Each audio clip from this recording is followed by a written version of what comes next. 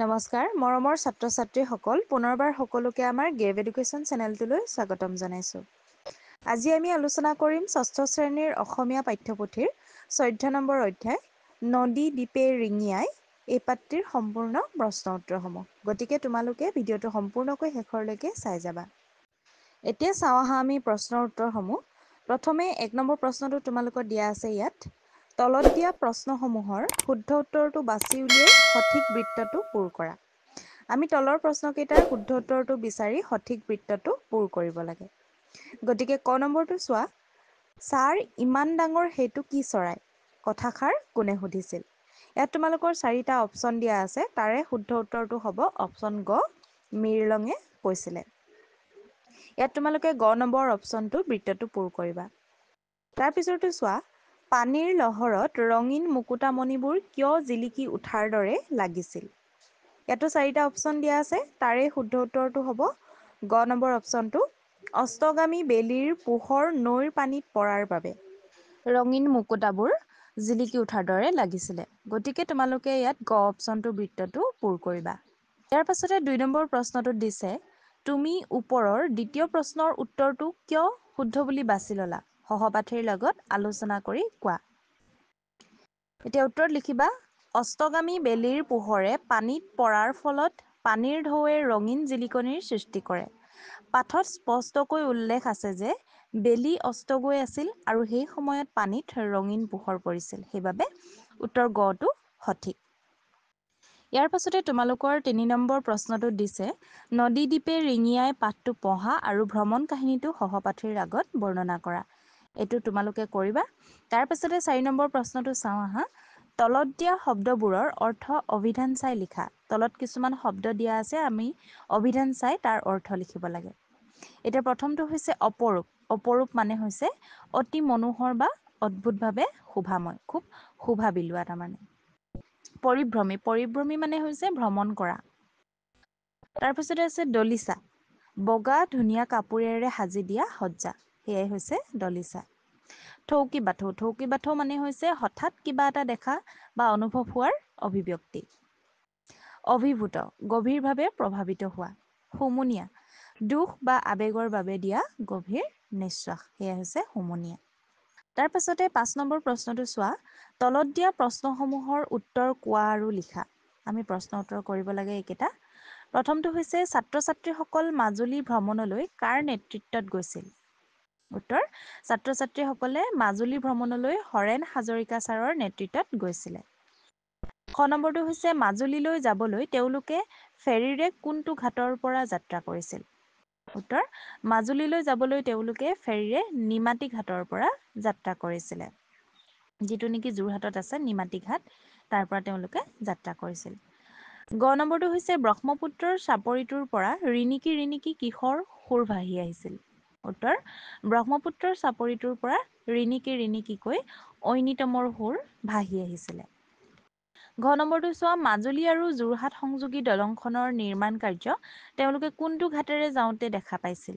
উত্তৰ, মাজুলী আৰু যোৰহাট সংযোগী দলংখনৰ নিৰ্মাণ কাৰ্য কমলাবাৰী ঘাটেৰে যাওঁতে তেওঁলোকে দেখা পাইছিলে। অংগ নম্বৰটো হৈছে মাজুলীত থকা বিশ্ববিদ্যালয়খনৰ নাম কি?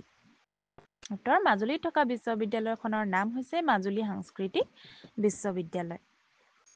ইয়াৰ পাছতে চাওঁ আহা 6 নম্বৰ প্ৰশ্নটো। ইয়াত দিছে, কোনে কেতিয়া আৰু কিয় কৈছিল লিখা।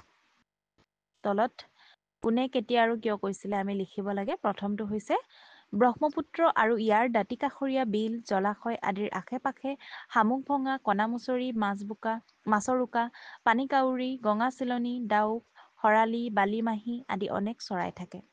শীতকালত এই বিল জলাশয়বোৰলৈ বহু পৰিভ্ৰমী চৰাইও আহে।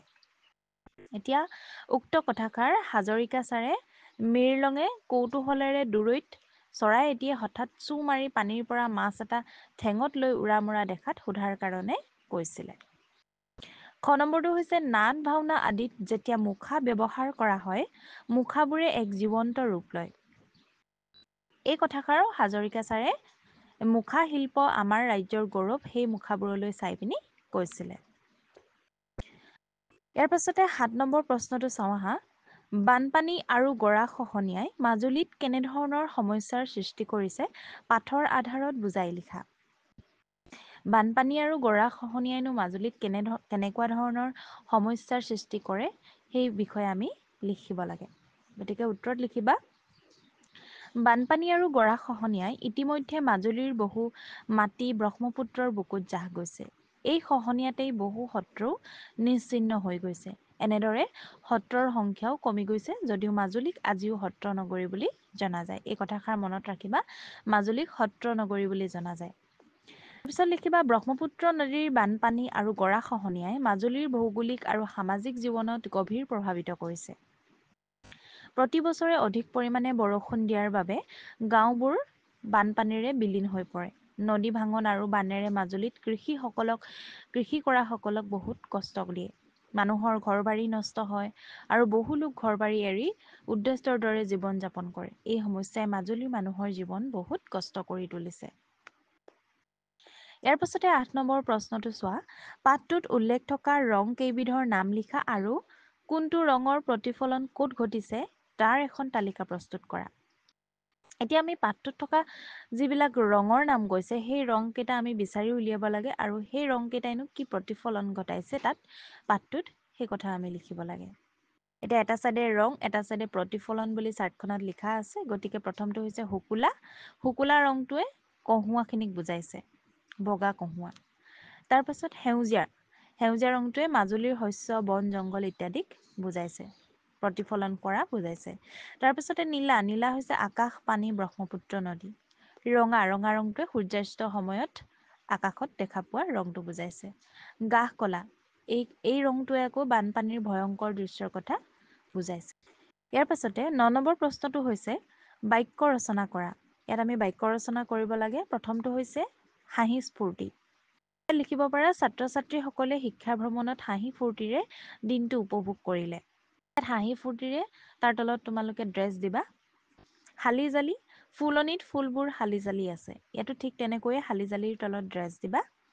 ৰিণিকি দূৰৰ পৰা ভাহি অহা ঐনিতমৰ ৰিণিকি শব্দই তাইৰ মন আনন্দিত কৰি তুলিছিল। ইয়াতো ৰিণিকি তলত ড্ৰেছ দিবা। গাইডামুৰি গাঁওখনৰ পথেদি গাইডামুৰিৰ দলটো ধীৰে ধীৰে গুচি গৈছিল। ইয়াতো তলত ড্ৰেছ দিবা গাইডামুৰিত। নাট ভাওনা মাজুলীৰ নাট ভাওনাই অসমৰ সংস্কৃতিৰ এক অপৰিহাৰ্য অংশ। ইয়াতো তোমালোকে নাট ভাওনাৰ তলত ড্ৰেছ দিবা। ইয়াৰ পাছতে ১০ নম্বৰ প্ৰশ্নটো চাওঁ আহা। তলত দিয়া বাকচটোত থকা অব্যয় পদসমূহ প্ৰয়োগ কৰি বাক্যবোৰ পুনৰ গঠন কৰা। তলত এটা বাকচ দিয়া আছে। এই অব্যয় পদসমূহ আমি পুনৰ এটা বাক্য গঠন কৰিব লাগে। ইয়াত দিছে সেয়ে, কিন্তু, তথাপি আৰু এইকেইটা লগাই আমি সম্পূৰ্ণকৈ বাক্য লিখিব লাগে।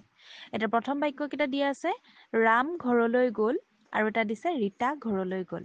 এতিয়া ইয়াত আমি লগাই লিখিবলৈ হ'লে ৰাম আৰু ৰীতা ঘৰলৈ গ'ল। তাৰপিছতো চোৱা আজি কাতি বিহু, আনটো হৈছে আজি স্কুল বন্ধ। এই দুটা বাক্য যদি আমি লগাই লিখিবলৈ হয় তেতিয়া লিখিব পাৰা আজি কাতি বিহু সেয়ে স্কুল বন্ধ। বক্সটোৰ পৰা সেয়ে শব্দটো ব্যৱহাৰ কৰিছোঁ। তাৰপিছতে গাইজনী ঘৰলৈ আহিল, দমৰাটো ঘৰলৈ নাহিল। ইয়াত লিখিবা গাইজনী ঘৰলৈ নাহিল কিন্তু দমৰাটো